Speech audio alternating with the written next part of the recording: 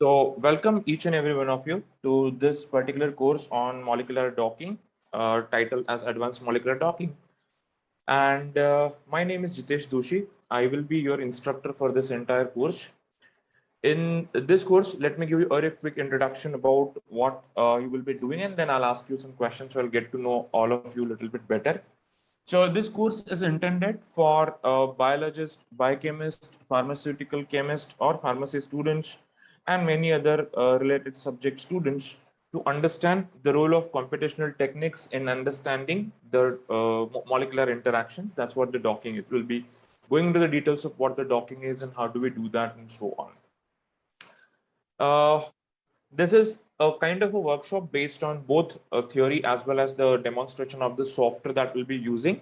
So you can also perform the hands-on sessions along with whatever material will be given for practice, so that you should get an confidence. What that is the goal at the end of this workshop, to get a confidence in using these tools fluently whenever you need to understand any aspect of the molecular interactions.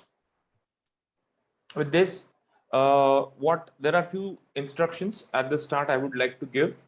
First of all, I know that many of you may be new to this particular subject, and the subject is very vast. There are a lot of different things that we need to consider. So there are going to be times where you feel that you are not familiar with something, or there are few terminologies on the screen that you don't know, or there might be something that I might just assume that you know, but you have never been studying that because you are all coming from different backgrounds. So it will be really good if you can keep on asking the questions. Ask as many questions as you want, as you can. That will make this session much more interesting, interactive, and fruitful to each and every one of you. At the end of this, you should feel confident about using these tools on your own whenever the need be. The basis for this is going to be some freely accessible open source tools. We're not going to use any commercial or high-fi tools as such.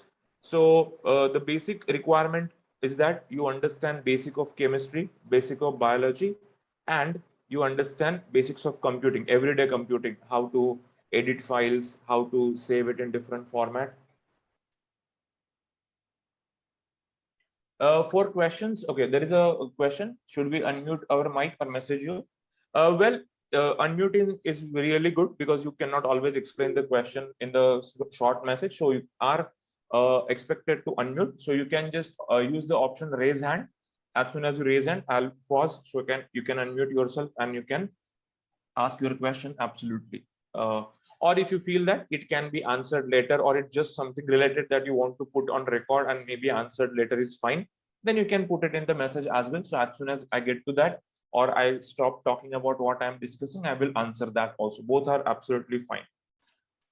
All right. So yeah. So as I mentioned, the goal of this workshop is to get your basic understanding from biological and chemical sciences to the computational sciences and understand how they can be related. Now, I would like to know a little bit about all of you. First of all, so I can already see your names. What would help me articulate this session to be fruitful for all of you is that you let me know your field, what kind of field you're studying, which year you're studying, if you're studying or working, just let me know that you're working as a lecturer, professor, or researcher, whatever it is. And along with that, also give yourself kind of how much understanding you have about molecular docking, so that I know whether I should start from the basics or directly jump into the advanced stuff as it is titled. So you can rate yourself in molecular docking from 1 to 5, 1 being you do not know anything about it, 5 being you have used it at some point in your work or so on. So just kindly do that, each and every one of you. Just give me your subject, year, and your rating in understanding of the doc. So I'll articulate it so that everybody will be uh, able to utilize this platform in a much better capacity. So do that quickly.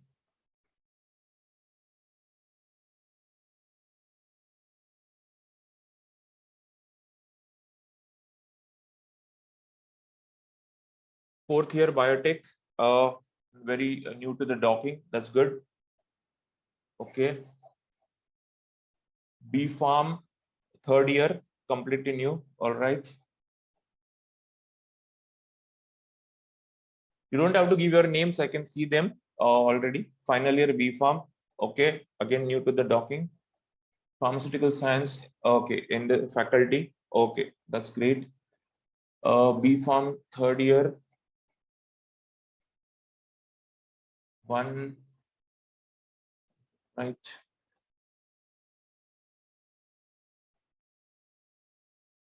New to the subject, BTech, Biotech, rating 3, all right. B Farm final, some understanding, all right. B Farm, okay, all right. That's really good to see that we have a spectrum of audience starting from the earlier years of the B Farm to the master's levels, biotech, and others as well. And most of you, I can see, majority of you are at the beginning of this particular topic. So definitely, I'll be starting with the basics itself, and like we'll talk about each and every aspect of this process so that you understand and don't miss on anything. All right. B Farm third year, okay, mostly B Farm and biotech. So I think the basic background that you need, you already have that. That is basic of chemistry and basic of biology. Both of those will definitely be known to you. So we can start. All right then, guys. So let's start our today's introductory session. Today is just the first day, so we will mostly talk about some basic things that we need to set up the foundation of molecular docking. We'll get a quick introduction, and then we'll move on to some of the ways by which we can use these type of techniques in variety of different ways. Some applications we'll talk about, some limitations we'll talk about, and then we'll talk about some practical aspect of performing the molecular docking. So again, I welcome all of you to this particular session on introduction to the molecular docking. And let's start. What is the basis of molecular docking? First of all, what does it do, or why do we need this kind of a technique in the first place? So let me tell you, whenever in our normal studies, experimental analysis, whenever we need to understand a certain biochemical process or a biochemical reaction, whether it has happened or not, we use variety of biochemical reactions, as you know, and they are manifested in variety of different ways to be able to understood what is causing those to or whether the reaction is happening or not. For example, here are three different, just some of the examples. So we have here a test which is called as a catalyst test. So this test is usually done to understand the presence of certain microorganisms which contain the enzyme catalase in them. The test is very simple. You take your microbial culture, you mix it with the hydrogen peroxide. If the catalase enzyme is present, this enzyme converts the hydrogen peroxide into water and oxygen. Oxygen is released as a gas, and this causes the effervescence or bubbles. And this is how we know that the test is positive.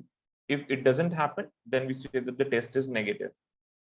There is another test over here where we are performing the target identification by simple microscopic imagery. So in this case, you can see that we are using a very specific inhibitor for a target, and to understand that target is present, we can see the cells before the treatment and after the treatment, and we can see there will be a huge change in the morphology depending on what kind of target has been chosen. So microscopic imagery is another way of identifying these things. Then we have simple reactions like, for example, ligand binding assay, in which we perform the assay or titrate it by different concentrations and mix it with the required reagents. And if the binding happens, then there are some indicators, some markers, which will tell us whether the reaction has happened or not. The color intensity can also tell us sometimes about at what extent the reaction happened.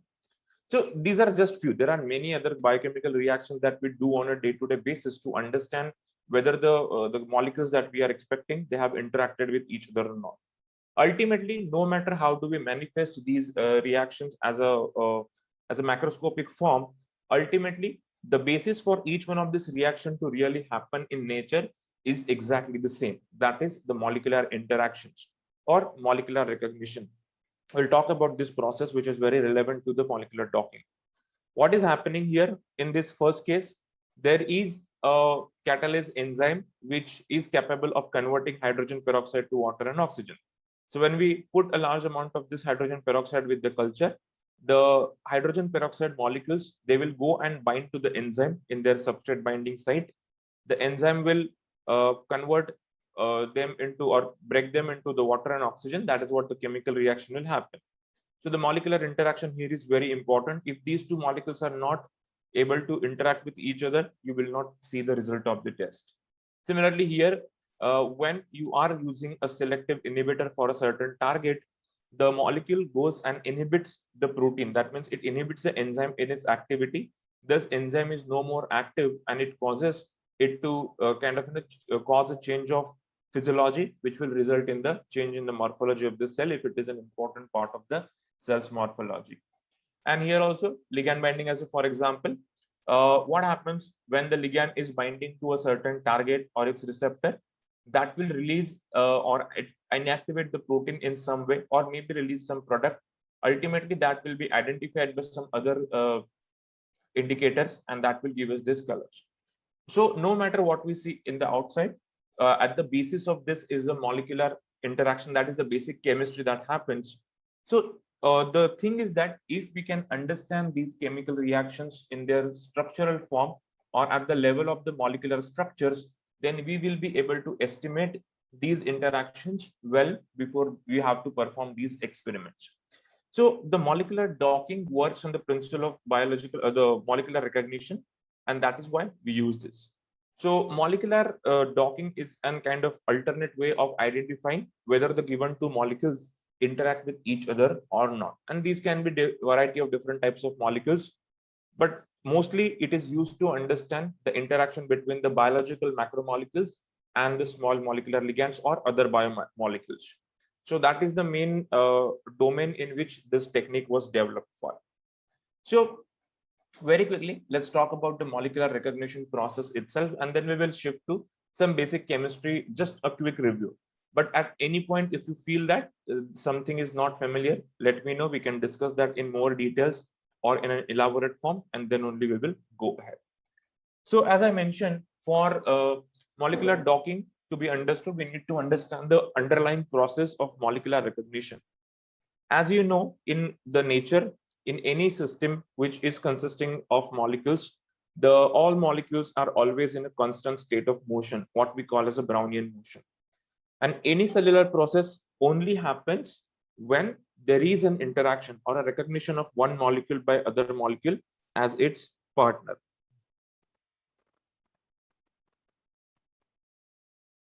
So to be able to have these interactions, what is necessary? Well, to interact with each other, the molecules or the atoms of the molecules, they should apply some forces on each other which are attractive in nature. As we know, the chemical forces, different types of chemical forces are there. They can be attractive, they can be repulsive. The very basic and the simplest force, as for example, we can see the charge dependent forces. As we know, the positive charges will repel each other, while positive negative will interact with each other. So these all interactions that happen at the molecular level, they are governed by variety of intermolecular forces, which and especially of attraction.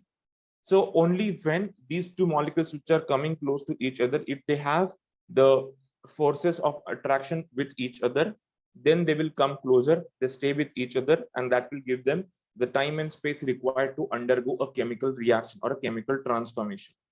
If the forces interacting of repulsive in nature, they will very quickly go away from each other, and they will try to start looking for some other binding partners in the reaction where they can actually undergo a chemical reaction.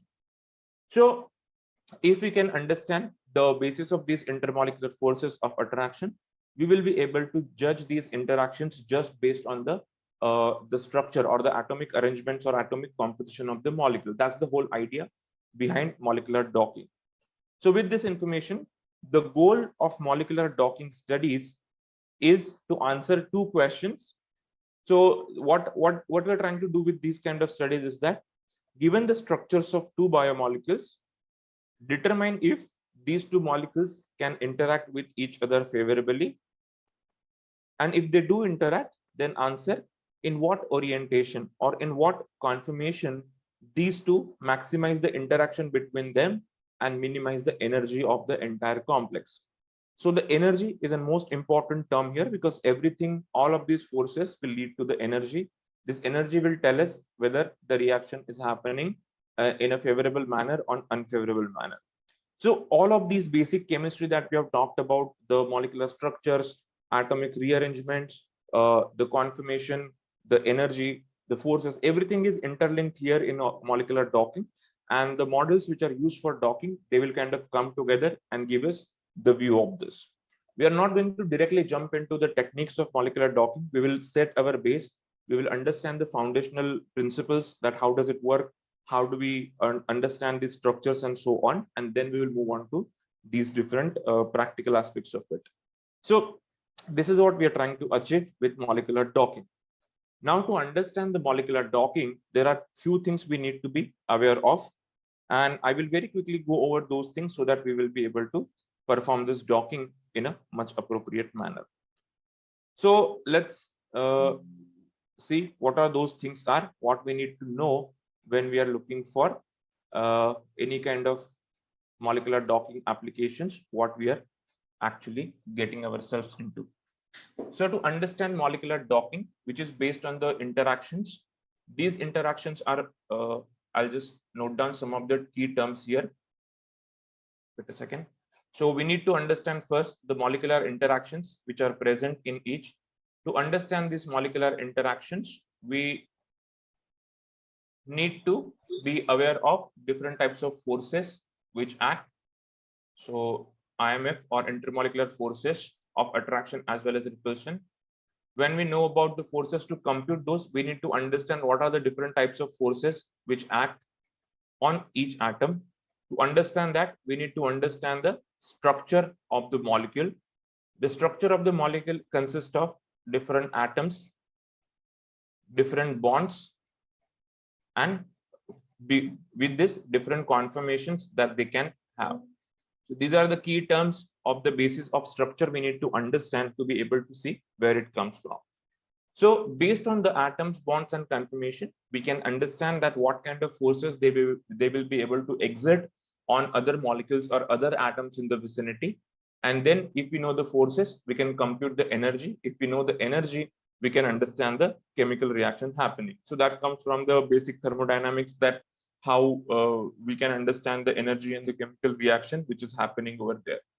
So our the agenda will be to first understand the molecular structures properly, understand what do they mean and what are the key aspects of the energy, how it is related to the energy, and then going forward, understand the biological systems and their structure and their role. Once we understand that, then we will look at the interaction between these two systems, that how do we generate these kind of models. So molecular docking is a very elaborate technique, and it can be applied to variety of different types of systems. And it can understand variety of different types of interactions which happen in the chemical system. So when we talk that, okay, these interactions are governed by the intermolecular forces or intermolecular interactions, what are these different types of interactions that happen and what is the basis of those? Well, there could be variety of different processes that happen at the chemical level.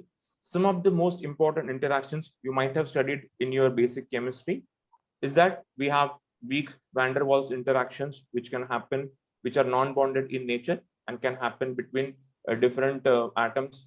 Hydrophobic interactions, when we have any hydrophobic atoms, they can have these interactions. Dipole-dipole interactions, because of the different charge distribution, there is a dipole which shows the direction of the total force which is acting in a molecule, and then it can give us these interactions. Then we have hydrogen bond interactions, which are very important, specifically in biological context, because most of the biomolecules, as you can see, whether it's a protein, it's a DNA, they are held together completely by the hydrogen bonds. They are very strong kind of interactions which stabilize many interactions. So even when the different molecules go and bind to these biological systems, they also form these hydrogen bond interactions with the biological system. So these are also very important. Then we have ion dipole interactions. So different charge ions can interact with the dipole of a certain molecule and interact with it to generate some forces, thus contribution to the energy. Same way we have ion-ion or ionic interactions. and we have covalent interactions, which are the strongest of all of this listed here. So here, as you can see, these are listed in increasing order of their strength. Van der Waals are the weakest, while the covalent are the strongest of the interactions. So covalent interactions, as you know, they are formed when the two atoms, they share their electrons, or their orbitals are overlapping, and that forms an extremely strong connection between those. So these are some of the type of interactions which give rise to a certain chemical reaction that happens. It need not always be the formation or the breaking of covalent bond. It can also be a non-bonded interaction which leads to the certain transformations. So in the most common type of molecular docking, we usually don't talk about the covalent interactions very commonly, but we do talk about rest of the other type of interaction. So given two molecules, we try to understand how many of these attractive interactions are possible between the given two molecules, and based on that, what would be the binding energy of these two systems, so that we can understand its favorability for a chemical transformation or chemical reaction. So these are the things we'll be discussing in this course, that how these are computed, what are the different models, and how do we relate it to the binding of the molecules. In biomolecular systems, the contribution of hydrogen bonds is very important. They are very prevalent, and you can significantly see how they interact with a variety of different systems and compute those also very easily. So what exactly are these interactions? Well, we know about hydrogen bonds. I hope everybody of you know, but still, if you're not aware, those are simplest bond which are caused because of the charge distribution and the partial opposite charges on different molecules. Like even if you look at the simple water molecule or water as such, so you will see that entire water all the water molecules are bound to each other or held together with each other through the series of hydrogen bond interactions. So as you can see here, water molecule has hydrogen, oxygen, hydrogen. Because oxygen being electronegative, it will pull the electrons more towards itself. It will have a partial negative charge. Hydrogens thus will have the partial positive charge. So this positive of this hydrogen will interact with the negative of other oxygen, and this way it will form these bonds. So these kind of bonds are caused as the hydrogen bond. We'll define them very technically later and understand how to compute them all. So a result of a docking is this: once you perform, let's say you have a protein and let's say you have a drug molecule and you want to dock them with each other, what do we get is, with respect to the protein, where exactly is the best position or conformation for this molecule to bind, and what are the different types of interaction that the molecule will have with the protein. That is what one of the type of docking would do for us. This is the kind of output we get, and that's why we do this kind of a docking. So now what we'll do is we'll very quickly talk about the different types of docking, and then we will talk about the basis of molecular structures. That will be our today's agenda. So molecular docking can be done for a variety of molecules. It doesn't have to be always the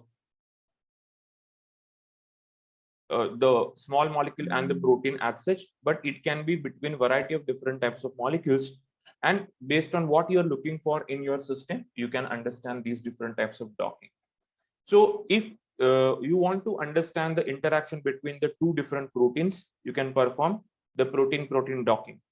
In this, the protein molecules, which are very big in size, they are huge, because these kind of interactions are very important in formation of different protein complexes in many chemical reaction, where one protein interacts with another protein, giving rise to the next cascade reaction or activates a cascade reaction.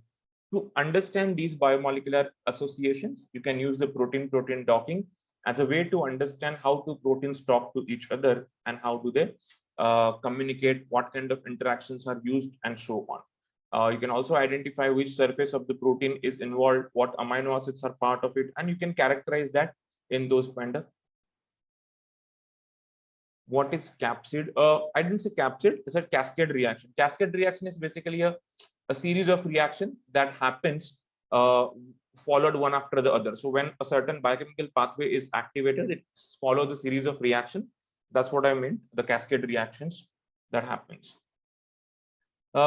So that is one type of docking that we can perform when your system is a biomolecular system consisting of two or more proteins that can interact with each other. You can also perform the protein peptide docking. Well, proteins and peptides are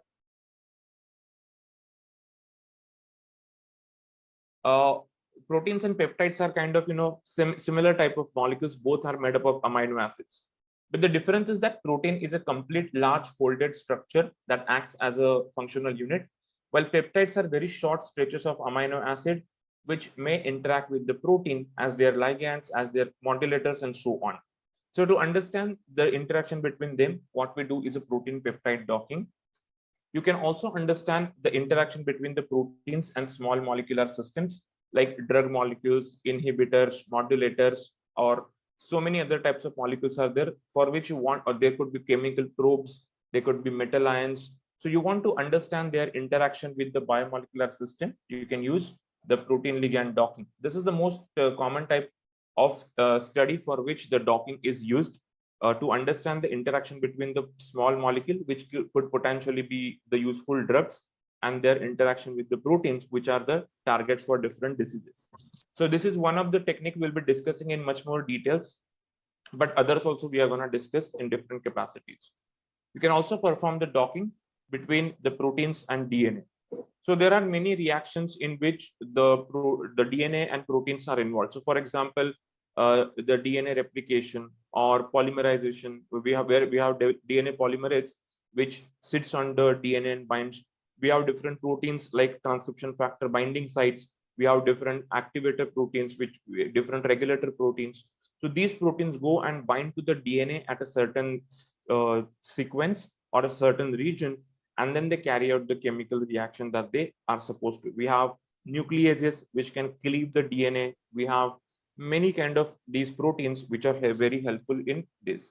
So to understand the chemical reaction happening between the protein and DNA at that point, we can use the protein DNA docking as a way to understand those reactions. Similarly, the way we studied the protein and ligand docking, ligand is any small molecule which goes and bind to a larger macromolecule. So similarly, we can also understand the chemical reactions between the DNA and ligand. So in this case, you can see here a small molecule which is bound to the DNA to perform a certain reaction. So to understand all of these different types, we have different types of molecular docking that has been developed. For each one of this, we have a different software, different tool available to perform these kind of analysis. So essentially what we are doing is, let's say you want to understand the interaction between the two proteins. You understand the role of the protein structures, how they are important. You understand how they can be produced on computer, and how we can use an appropriate program to understand their reactions. That's what we will be doing in this case. Or depending on what system you're using, you can use any one of the docking algorithm that is appropriate. Okay, that's extremely basic of docking, but the technical part is still much more complex. That how exactly does it do all of these things? That will be the discussion for another session. There are also some very specialized types of docking that are there, which we'll be again discussing. Like for example, you can also do the docking with the water molecules around to understand the role of those in the interaction. You can also do the docking to understand the flexibility of the molecule. You might have heard about the INDISFIT model of protein enzyme action. If not, we are going to discuss that. What exactly does it mean? So you can do the docking to understand the flexibility and the role of the rotations of amino acids in their positions to understand the molecular interactions. We can also do the metal ion docking, which are very useful if you want to use some metal complexes as a way, or there are a variety of proteins in our body which contains metal ions in them. To perform their docking, we have very specialized forms of docking. All of these different types ultimately do the same thing. As soon as you represent the molecular structures of your system correctly, you will be able to estimate this interaction by using these tools. So the basic requirement for this is that how are we going to represent a molecular structure on a computer? What are the ways and what information is contained into these systems or these information? So we will be talking about these basic today, what molecular structures are and how to be represent them, and then how we're going to use that. So that's the different types of docking that we can have. Docking can also be done with the help of some chemical flexibility, which can be introduced with the molecules. So based on that, the docking can be called as, you will often find two types of docking. Either it will be a rigid docking. Rigid docking is simply means the molecules that you're using are rigid. So you give a structure of a molecule and exactly as they are, they will be docked. Docking is nothing but finding the best fit. If you want to keep it in the simple terms, finding the best fit between the two molecules, that's what docking means. So rigid docking is the simplest type of docking in which you keep the molecules as rigid just the way they are and just dock it with each other. On the other hand, we also have a flexible docking in which the molecules involved, they are allowed to change their shape. They are allowed to change their conformation. They are allowed to move their atoms around in order to see if there is any other way of this arrangement of these atoms in a structure that can lead to a better energetics or better uh, interactions between the two. So those are also we are going to learn about in this entire course. Now, these are different types of docking. Why do we need the docking? What are the different applications of the molecular docking? What all things we can do with this? We will very quickly go over that. And then let's start about the representation of the molecular structures on competition platform. Molecular docking has been there for some time, and its applications can range in variety of ways in many domains of the biological and biochemical sciences. The basic application I already told you, the goal of the molecular docking is to determine the lowest free energy structure for the receptor and the ligand complex, to understand in which form the two molecules will interact so as to have the lowest energy of binding. The molecular docking can also be used to search the database of molecules and rank them for lead generation. So this application comes from the most important field, which is drug discovery. So to discover the new drug from the molecules which are already available in the databases, we can simply apply this application or this software to find out which molecule has the best possibility of being a lead in our drug discovery study. So that can be used. We can use the molecular docking to calculate properties like differential binding of the ligand to two different macromolecular receptors. This is again a very important step when you want to find out. Let's say, for example, one of the application of this is side effect. As we know, many drugs that we have in our daily usage or we use in our day-to-day life, most of them have some or the other side effects. And many of these side effects are caused because of the cross reactivity of the molecule. That means because the molecule is able to interact with more than one specified targets. It may interact with some other important parts of our body, other important proteins in our body, and that's what might cause some of the side effects. So if you want to study the role of these molecules in potential side effects, you can use the molecular docking as a way to investigate these interactions, to identify what other molecules from the human proteome this molecule will be able to interact with favorably. So that will give you a chance of identifying potential problems in the molecule that you have designed as a drug, just as an example. But there are again many things we can do with this. You can study at the geometric level the structural details of this and understand what kind of geometry is important for the molecule to have an activity. Or you can study the normal protein and its ligand or receptor and its stimulant or enzyme and its substrate. These kind of complexes you can study geometrically, the molecular geometry of course, and understand what kind of geometry is important for these kind of interactions. The molecular docking can essentially be used in enhancing the utility of the small molecules which are potential drug candidates. So for example, to propose the modifications in a molecule and find out what more can be done to make the molecule interact in a better way with the target, we can use that. This process is called as optimization process. I don't think we will be talking much about it in this course. We don't have that much of time, but it can be used. The application of docking also comes when you want to generate a very new molecule, a novel molecule, and test its efficacy before you go to the experimental part on a computer itself. So we can use in de novo design of different leads. Leads are nothing but the compounds which are potentially be successful in the drug discovery projects and so on. A library is just a library of, actually it's not the library design, rather we can use it for library screening, so that if you have a library of compounds that you want to screen for the better activity, you can screen them. So these are some of the areas in which the docking can be very helpful. There are many applications of docking, and there are many systems which have been studied very well with the help of molecular docking. There are many drugs which are come into the market with the molecular docking studies in initial role, so that you can use it in variety of different projects. So with this, I'm going to talk more about molecular docking, but later. Before that, I wanted to make sure that we understand the molecular structures properly, and then we will talk about what kind of software will help us in each one of these studies. All right, let's go to the next presentation.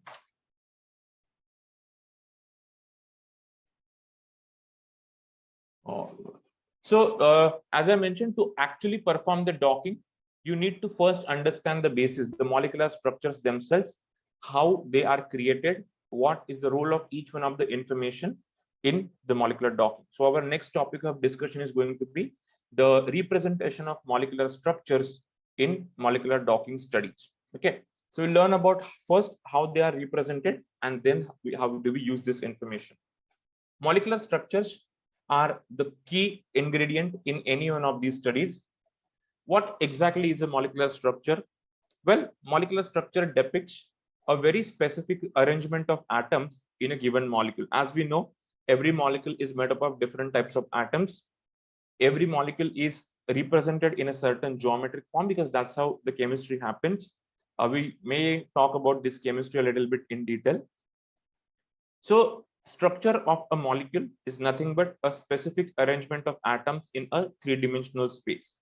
So for example, when we look at the water molecule, we write it as chemically H2O. We know that it contains 2 hydrogens and 1 oxygen. But in three-dimensional space, when these atoms are present in reality, the oxygen is present and it is connected to hydrogens at a certain angle. So it forms a chemical structure in which there is a certain distance between the atom of oxygen and hydrogen, what we call as a bond length. A certain bond length will be there. Then these hydrogens are directed in such a way that they form a certain angle between these two bonds, what we call as a bond angle. So to define a molecular structure of water, we will need 3 things: the definition of all the atoms involved, the bond lengths between every pair of connected atoms, and the third is the bond angle between every pair of bonds which is present, consecutive bonds which is present. So these 3 things can help us draw the structure. But in this case, the let's say, for example, we have another molecule, let's say H2O2. Now in this case, how exactly the structure is? So for example, we have an oxygen attached, and let's say we have hydrogen attached. Okay, for example. Now, this is a very simplistic linear representation, but what are the bond angles? What are the bond lengths that will determine how they are arranged? But in this case, now that we have 4 atoms, only having these 3 components is not enough. We also want to identify something that is in 3D space, because angles are 2D geometry. They only can tell us in 2-dimensional plane how the things are placed. But if you want to find out in 3D, like for example, if this H is behind the plane or in front of the plane, or it is above the plane or below the plane, to define these 3D geometries, we need a 4th coordinate in this. That is what we call as a, let's say some atom is there, we call as a torsional angle. So that is a third type of coordinate we need. So torsional angle, just for those who are again new to this term, or it's also can be complementary with the dihedral angle. So when 4 atoms are connected to each other, the first 3 atoms, they can create one geometric plane, 2D. Next 3 atoms can have another geometric plane, and the angle between them is called as torsional angle. Essentially, what it shows is that in 3D, what are the positions of each one of the atom, and that's what we need. So for any molecular structure to be defined, we need these components. Very quickly, I'll go over this again, because I'm not sure how many of you have studied all of these in detail. So when you want to study the molecular structure, it's defined by the bond lengths and bond angles. Then, I mean, those are the four things that I talked about, and these are the few properties which we associate with the every molecular structure. It tells us about all of these properties. They ultimately will, based on the type of atoms present, their charges, we can understand the bond polarity, which also is very important. And in three-dimensional, they can attain different configurations or different conformations based on the torsional angles that we talked about. So when you want to define a molecule, you want to say that this is the structure of a molecule, you need to give all of these different things associated with the structure. Only then you can say that's a complete molecular structure. Now, why do we have these different angles, different lengths, different polarities? Well, that is because of the chemical theory that you might have already studied, that how do the atoms are made up of, what kind of electron orbitals they have, how do they hybridize with each other, how do they cause the repulsions, electron repulsions, and this form a very certain structure. So that discussion, I don't think I should do it right now. I hope all of you are familiar with that.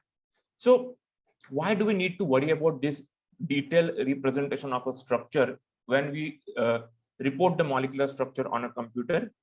The reason is that very simple. These structures or these arrangements are the key to understand their function. These are the ones which are responsible for any property or any function of the molecule that they do, whether how do they interact, what function do they do. Everything will be dependent on what kind of structure do they have. If their structure changes, the function is also going to change. So even if you take a simple example, like different kind of chemical isomers, let's say enantiomers. So if the structure in an enantiomer into is a slightly different, just around one atom, but the properties that they possess are completely different from each other. Or you take about the cis trans conformations, again they might have a different properties with when it comes to the binding to certain molecules and so on. So these structures can help us understand the functions very well, and that's why we need to get to the details of this structure when we represent this data. Traditionally, you already might have seen variety of chemical structures which have been represented by simple 2D diagrams, like for something like, let's say, benzene is represented like this, or we have simple cyclohexene, which is represented like this. But our world is not 2D. The molecules do not exist as a 2D molecule, but rather they have their arrangements made in a 3 dimension, and that's what we are expected to find for every molecule. Now, in reality, how does this come into picture? How does the 3D structure is formed? It's very simple. There is a very strong correlation between the structure of or arrangement of the atoms and the energy of the atoms, which causes these kind of things. So that's the reason why we need to learn about these structures very well before we use them in any of the application. Let's take another example. Let's say a simple structure of methane, for example. As we know, we express the methane on a paper or in any document, something like this. We know, or CH4 simply. We know that it is made up of 1 carbon and 4 hydrogen. But then what is the structure or arrangement of these atoms in actual 3D coordinate system? That is what the real structure of the methane is. So what happens in this case? Carbon has these 4 valence electrons, which are going to share themselves with the hydrogen electrons, which only have single electron. There is going to be the electron overlapping in the orbitals, and that's what will cause this covalent bond to form. But because these orbitals are not like this line, they have different types of shape. We have spherical shape, we have dumbbell shape, and so we have these different kinds of orbital shapes that we have done. So because of this, there is a electron repulsion that happens, and it pushes these atoms away from each other. Now, because of this push, because of these forces being introduced, there will be an increase in the energy of the system, and the molecule will be forced to stabilize itself at the lower energy where these repulsion is the minimal or no repulsion. And that's why when we see the 3D structure of the methane, there is a carbon, there is a hydrogen, there is a hydrogen here, another hydrogen here, and another hydrogen behind the plane, as if you can imagine. So this kind of a tetrahedral shape is what is formed for the methane, and that is what the 3D structure of methane looks like. Now, this is a very small molecule, so it's easy to understand and interpret this and know it. But for all the molecules, we cannot understand this right away just by looking at their molecular formula. We had to have some method of representing these chemical structures in their correct 3D form so as to make better use of them in any computation. If these structures are not correctly represented, for example, by mistake, you use a methane structure where the hydrogens are attached in this way in 3D haphazardly, the properties, the binding of this that you're going to see is going to be completely unreal. It will not show the real interaction that are happening between the molecules. So that's the reason these molecules needs to be very correctly represented before you use them for any kind of molecular docking protocols, so that you don't miss out any important information. So based on these arrangements, there are different protocols have been developed which can find out the most stable or the minimum energy structure of any given molecule. So no, for example, when you have the cyclohexane, it doesn't stay as this. It has either, as you might have studied, chair conformation or a board conformation. That is the 3D structure in which it is found. Because whatever interaction happened within the atoms of carbon and hydrogens of this, because of that. Benzene being a double bond, they are anyways rigid, so we don't have any rotations around them. These atoms cannot really move, they are restricted. So it is always present as a planar molecule. It doesn't change its 3D geometry. So hydrogens, of course, can be there in 3D, but overall, the plane of the ring remains the constant. Now, as and when you go on increasing the size of these molecules, you will see that the different types of structures are possible. One molecule can exist in multiple possible conformations, but it chooses to be available only in very few conformations. Again, the reason is the energy. If it kind of be in any other conformation, it is going to destabilize it, increase the energy, which is not important. So it will stabilize itself at a certain equilibrium position of the atoms and then cause the lowest energy or more stability. So the aim of the molecular docking representation is to represent these molecular structures in their most stable conformation to be used for any kind of computation that we do. Remember that if the structural representation is wrong for your molecules, then we will be having very wrong results in the docking. So just for example, let's say we have a protein, we have amino acid which is bound here. Let's say amino acid has a carboxylic group over here in this way. Okay, let's say it is in the negatively charged state at this moment at a certain pH. So when a small molecule that we are going to have, so if we lock it in a wrong representation or a wrong conformation, what will happen is that it will not be able to interact with these atoms correctly. But it may be some other, let's say we have a simple atom, nitrobenzene, we can. Okay, let's just have a very simple atom. So let's see, we have carbon, we have another one, and we have hydrogens over there, for example. So if you don't represent it a correct 3D, when it goes and tries to bind itself in this, it is going to have a wrong conformation. So the interaction that will be interpreted will be wrong. Now, obviously, we do allow it to have complete flexibility, but there are a variety of problems that can arise, or it may take a longer time to find its conformation, which is not energy minimal. And that is the reason when you are trying to dock these molecules with each other, it's expected that you have the best possible representation of these molecules, which can be, of course, changing from here onwards, but it has to be that. So because of that, these representation matter. How do you represent your molecular structure? How do we compute its 3D structure or geometry? That is all very important. And that's where the topic of molecular representation is very important. So how do we represent these molecules and what actually they kind of show us, what information do they provide us when we use these molecular structures for docking? Before that, is this part, I mean, I know that it's just kind of a revision of everything that has been studied in basic chemistry, but still any point that you are not yet compatible with, let me know. Have you understood why do we need to have a correct representation at least of the molecular structures when we represent them on a computer? This is going to be more complex when it comes to the proteins. Okay. Okay, the question is docking is done between the two things. By that, how can we know the structure of one molecule? Well, for performing the docking, we have to first know the structures of both the entities involved.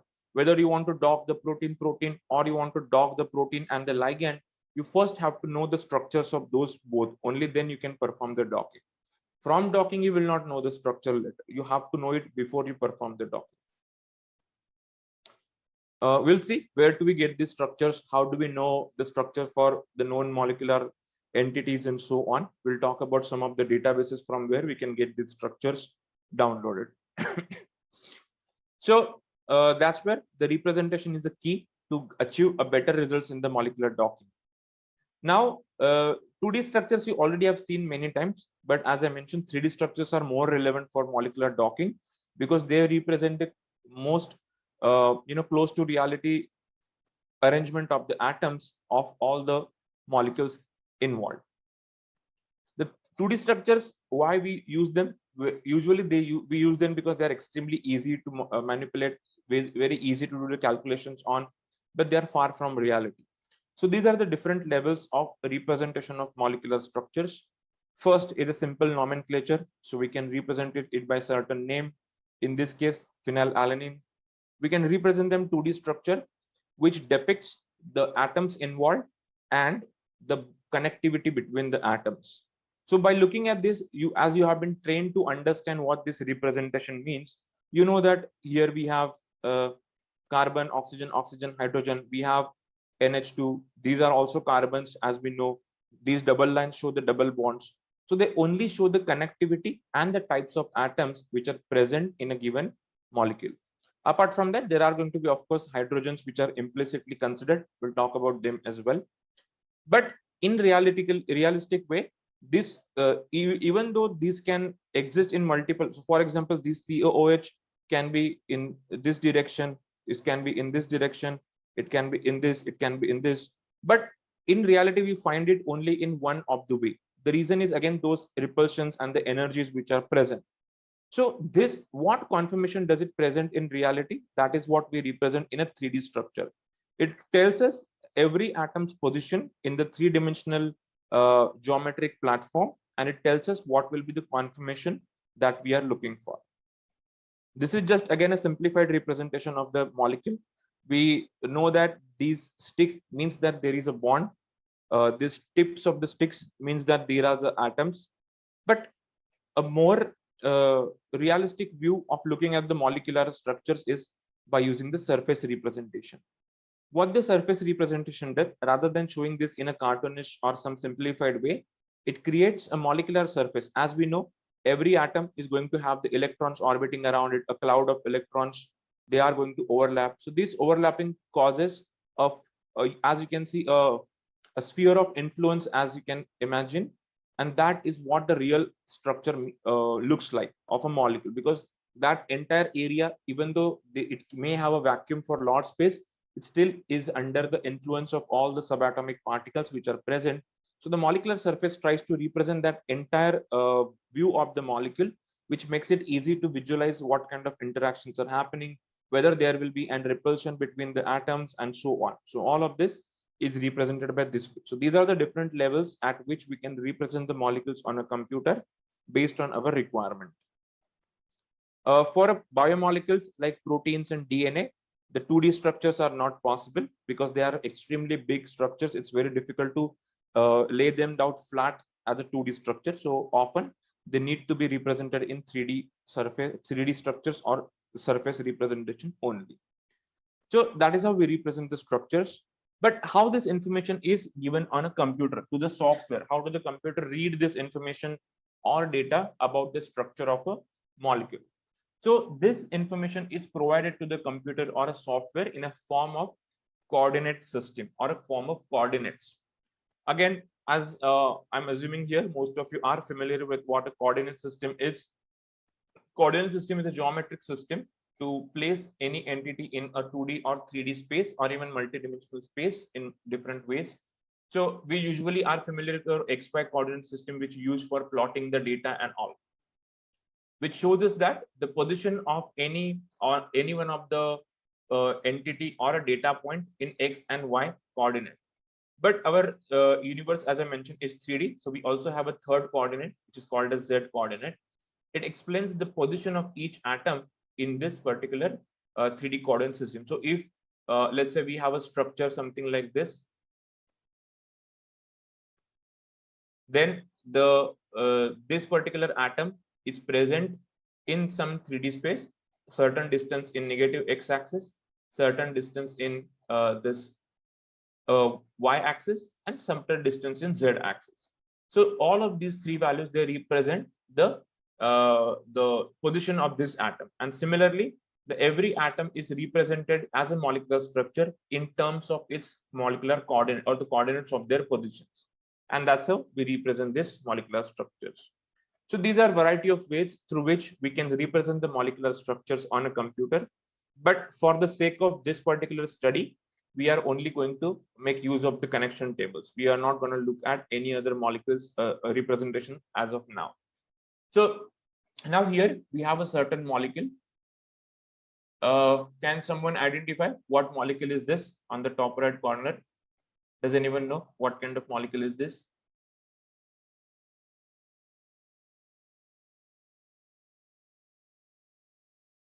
Anybody?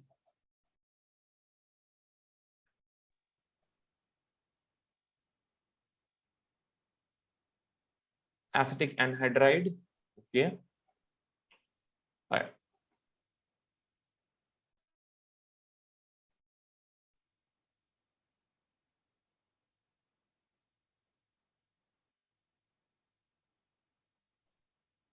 Aspirin, right?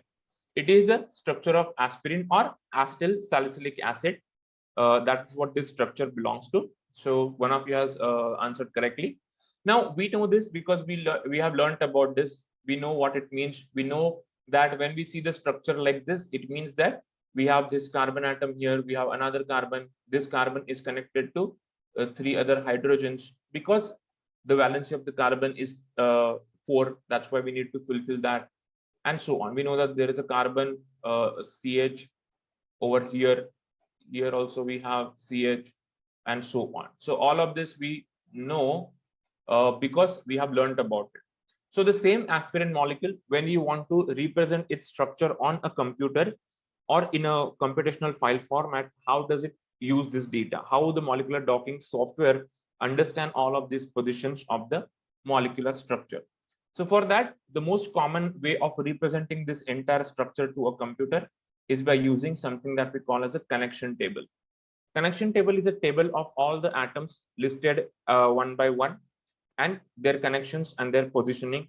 So this is how a connection table looks like. So whenever you download the structure of any molecule from the internet, from the databases, or even if you draw it yourself, ultimately it will be saved as these kind of a data. This is one of the type of data. So what does it represent? As you can see, it's just some list of all the atoms present. So every line in this file, it corresponds to individual atom which is present. So the first line usually states like, which algorithm or which software has generated this file. The next line is a simple identification line which shows how many total number of atoms are there in this molecule, how many total number of bonds are there in this molecule. Then the next few lines, they represent the atoms. Every atom is represented on a single line. So I'll show you what information is there. So this is the first atom. So the first value is the x coordinate that we can draw. The second value is y coordinate, and the third column is a z coordinate. In this case, the z coordinate values are all 0. That means it is a 2D structure. But if it is a 3D structure, you will also have the values which are for z coordinate. The next column represents what type of atom it is. So here you can see at this position, that is -3 and -1, -3 and -1, we have a carbon atom. So that is what it shows us. The second is -3, -2, which is also a carbon. So another carbon is present at this location. So if you follow these coordinates, you will actually be able to draw the entire molecular structure, which is represented just by this structure. So this is how the data is represented by giving the coordinates of all the atoms. Like, as you can see, we have carbons, oxygens, and so on. One thing you will observe here is that